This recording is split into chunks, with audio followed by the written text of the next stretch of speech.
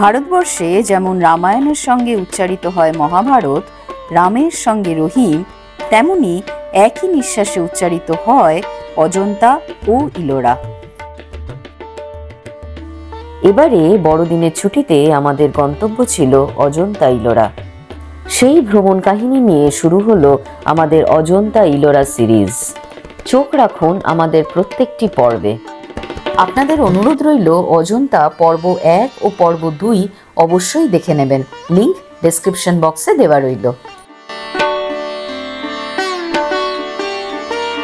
আজ থেকে আমাদের শুরু হলো ইলোরার গল্প। সকলকে সুপ্রভাত।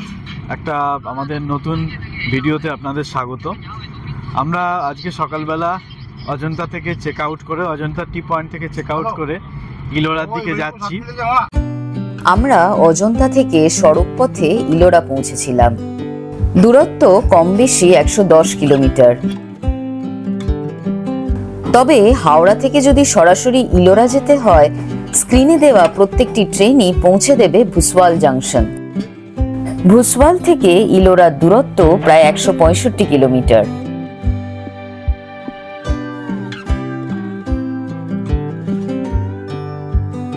ইলোরায় আমাদের থাকার জায়গা ছিল ইলোরা হলিডে ইন। আসুন থাকার জায়গাটি দেখে নেওয়া যাক।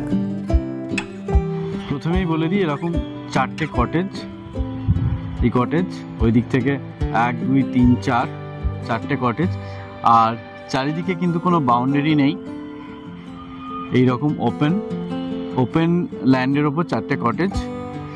আসুন এবার ভেতরটা দেখাই। সামনে একটা ব্যালকনি আছে। আচ্ছা, পুরো 4টে কটেজই কিন্তু কাঠের। সামনের ব্যালকনিটাও কাঠের। এরকম এই দরজা দিয়ে ঢুকে একটা ড্রয়িং রুম টাইপের। এই জায়গাটা ফাঁকা আছে, এখানে একটা আয়না আছে, আর শোয়ার জায়গা এখানে, খাট এখানে, একটা টিভি আছে। টিভি তো আমরা কোনোদিনই দেখি না। আর এখানে কিন্তু কোনো ফ্যান নেই, এসি, অনলি এসি। আর এই হচ্ছে বাথরুম, গিজার আছে, কমোড।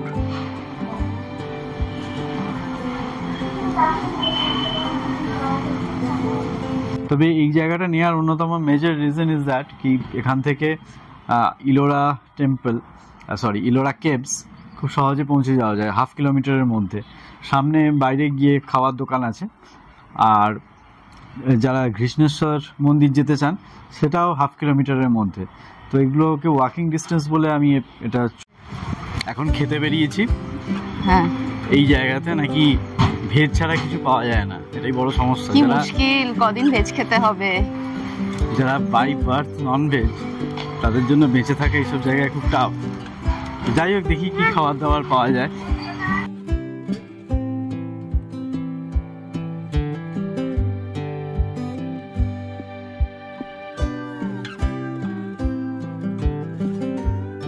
যাই হোক, বেজার মুখে ভেজ খাবার খেয়ে আমরা হাঁটতে থাকলাম। এই হচ্ছে ইলোরা যাওয়ার রাস্তা।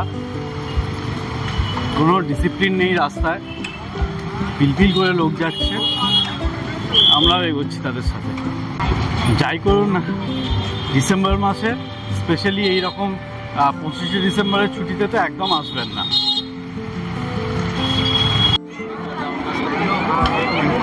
প্রচণ্ড টিকিটের লাইন। হ্যাঁ, কিন্তু আমাদের এখানে এই স্ক্যানার দিয়ে, বারকোড স্ক্যানার দিয়ে স্ক্যান করে আমরা টিকিট বুক করেছি। খুব যাতা অবস্থা, খুব বাজে অবস্থা।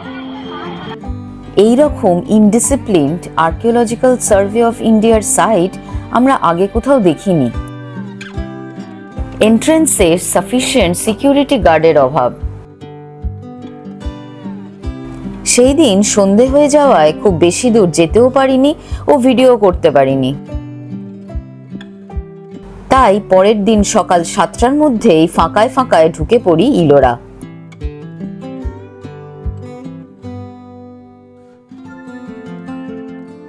আমার পেছনে সেই বিখ্যাত কৈলাসের মন্দির। প্রথমেই আমরা টার্গেট করি কৈলাস মন্দির, যেটা 16 নম্বর গুহা।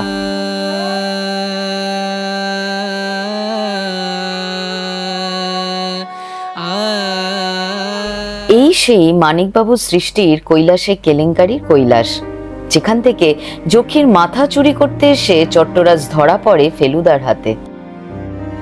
কৈলাস সহ ইলোরার প্রত্যেকটি গুহাই রক কাট স্থাপত্যের উজ্জ্বল উদাহরণ। চলুন জেনে নিই রক কাট স্থাপত্য কি। এই সকল মন্দির গুহাগুলি পাথরকে খোদাই করে ওপর থেকে নিচ অব্দি কেটে বানানো হয়েছে।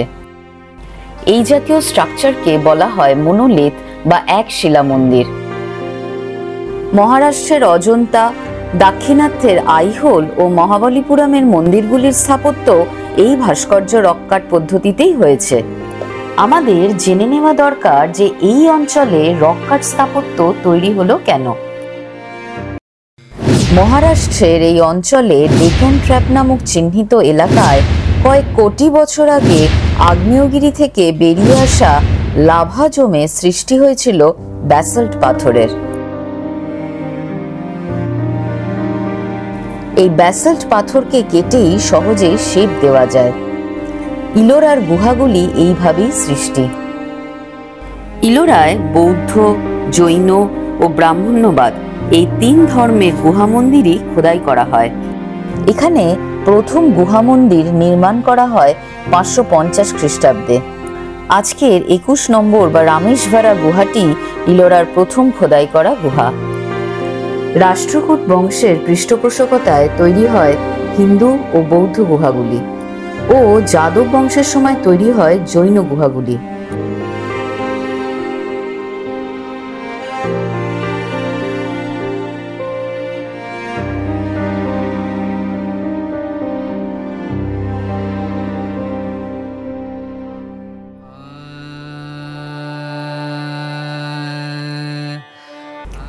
মন্দিরে প্রবেশ করে চোখে পড়বে দুপাশে দুটি জয়স্তম্ভ আর দুটি হাতির মূর্তি।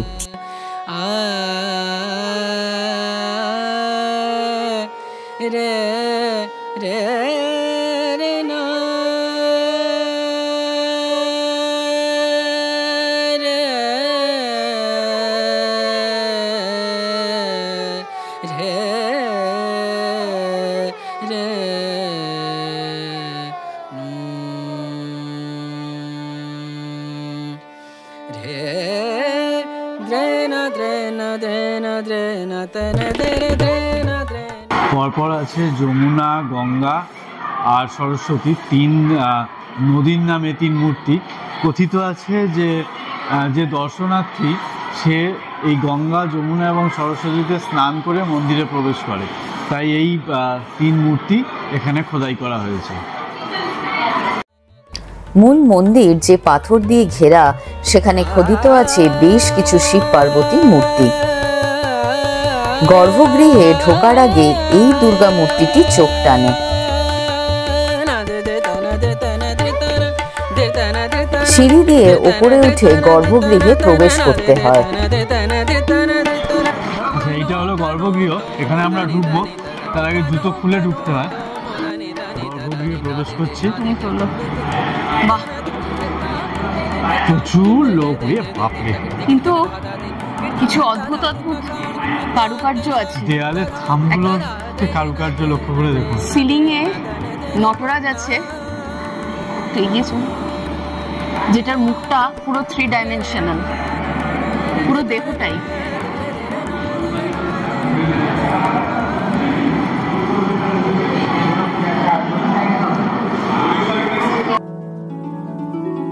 মন্দির থেকে বেরিয়ে এসে বেশ কিছু যুগল মিথুন মূর্তি দেখতে পেলাম।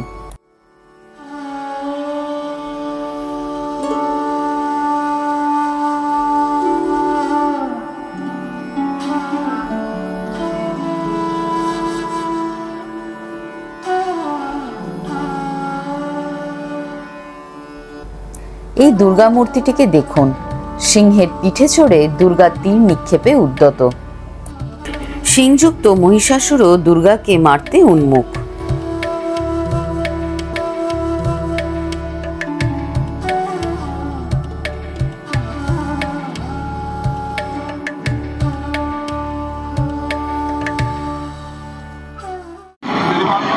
এই গর্ভগৃহ থেকে জাস্ট উল্টো দিকেই নন্দীর মূর্তি, ছাদের তলায় নন্দীর মূর্তি। নন্দীর মাথাটা অলমোস্ট ভেঙেই গেছে, সামান্য কিছু অংশ পড়ে আছে। নন্দী মণ্ডপের পাশ দিয়ে বেরিয়ে আসা যায় মন্দির সংলগ্ন চাতালে।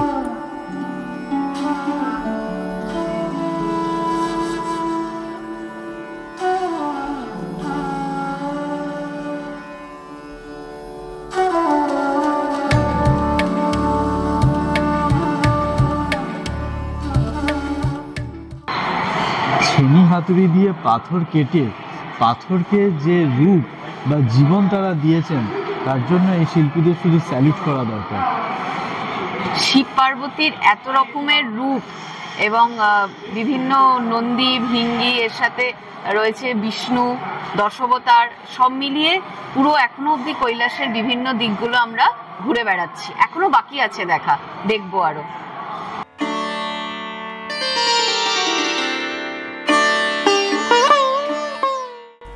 মন্দিরের চারিদিকে বেশ কিছু হাতির মূর্তি, তাদের অনেকেরই প্রায় সুর ভেঙে গেছে।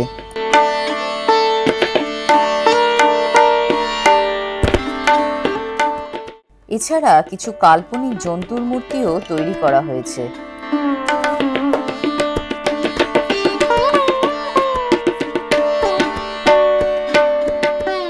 এই ভেঙে যাওয়া হাতির মূর্তিগুলো দেখিয়ে গাইড আপনাকে জানাবে যে মুঘল সম্রাট ঔরঙ্গজেব নাকি মূর্তিগুলি ভেঙেছেন। সত্যি না মিথ্যা তা হলফ করে বলা যায় না, তবে ঔরঙ্গজেবের রাজত্বকালের ইতিবৃত্ত মজিরি আলমগীরি লিখেছেন সাকি মুস্তাফ খান।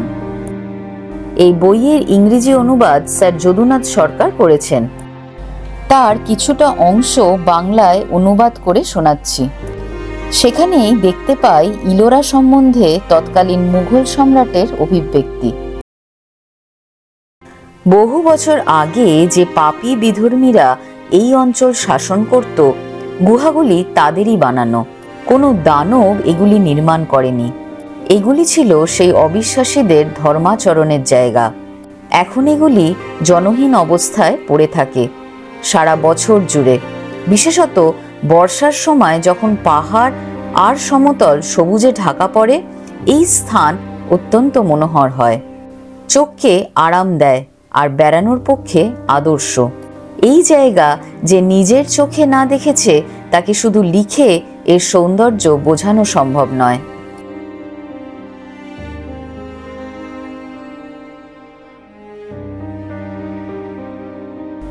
কৈলাস মন্দিরের দেওয়াল জুড়ে রামায়ণ ও মহাভারতের বহু ঘটনা খোদাই করা আছে।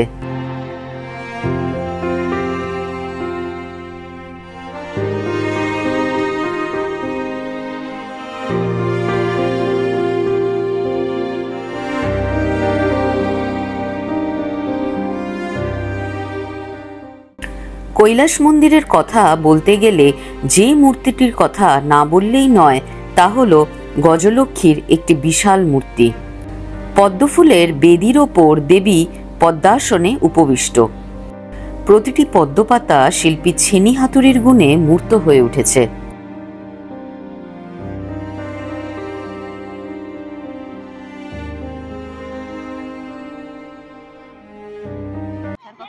বহুদিনের স্বপ্ন ছিল কৈলাস দর্শন করার, ফাইনালি মোটামুটি দর্শন করলাম, ভালোই করা হলো দর্শন। এবার বাকি গুহাগুলোও দেখবো। কৈলাস হচ্ছে 16 নম্বর গুহা, তো ফার্স্টে ঢুকেই গেট দিয়ে ঢুকেই প্রথমেই পরে 16 নম্বর গুহা, তাই আমরা, এবং কৈলাস যেহেতু মোস্ট ফেমাস সেহেতু আমরা কৈলাসেই ফার্স্ট ঢুকেছিলাম।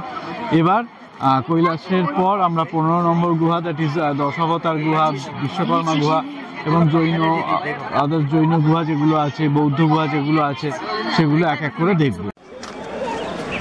এখান থেকে 1 থেকে 15 নম্বর গুহার দিকে যাওয়ার রাস্তাটা এই যে এঁকে বেঁকে গেছে, গ্রাসল্যান্ড, এই যে পাহাড় যেখানে কোনো কার্ভিংস নেই, এটাই ন্যাচারাল পাহাড়।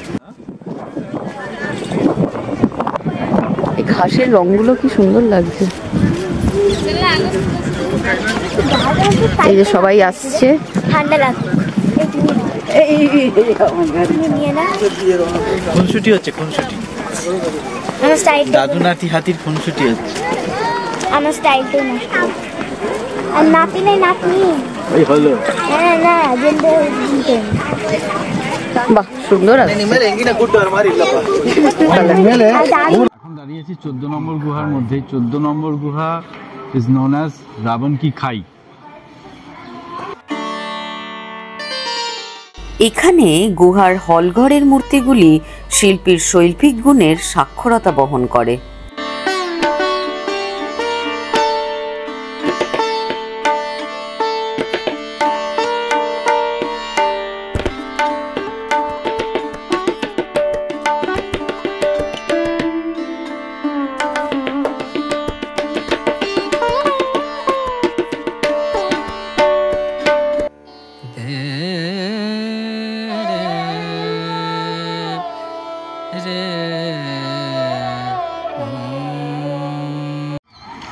এটা 12 নম্বর গুহা। এটা বৌদ্ধ গুহা, তবে গুহা বলার থেকে এটাকে বিহার বলাই ভালো। এখানে মূলত ছাত্ররা অধ্যয়ন করতো, থাকতো। বিশেষত্ব হচ্ছে এটা 3 তলা। আমরা যেখানে উঠছি, ওঠার পর বেসমেন্ট এটাকে বলা যেতে পারে, তারপর 1 তলা, 2 তলা, তারপর 3 তলা।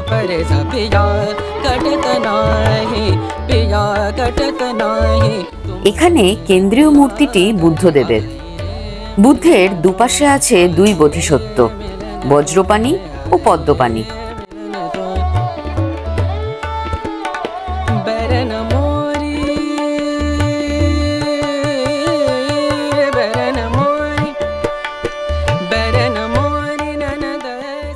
খুব খাড়া সিঁড়িগুলো, তো যাই, থাই হাঁটু ব্যথা হবে জানি, কিন্তু না না দেখে তো যাব না, তাই যাব।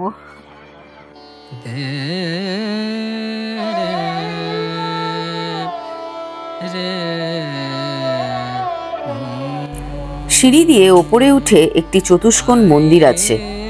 এটি দন্তি দুর্গা মন্দির নামে পরিচিত।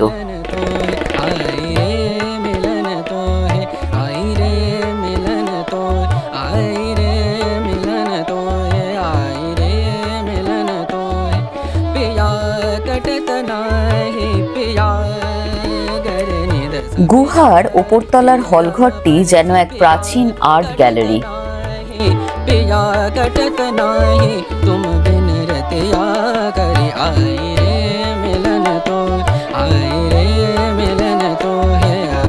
গুহার আলো আঁধারি পরিবেশে দেখতে পাওয়া সুবিশাল মূর্তিগুলি যেন আমাদের নিয়ে চলে যায় রাষ্ট্রকূট বংশে। এখানে শিল্পীরা তাদের যাবতীয় জ্ঞান, বুদ্ধি, নৈপুণ্য উজাড় করে এগুলি বানিয়ে রেখে গেছেন ভবিষ্যৎ প্রজন্মের জন্য। এই শিল্প প্রত্যক্ষ করতে পেরে আমরা সত্যিই ভাগ্যবান।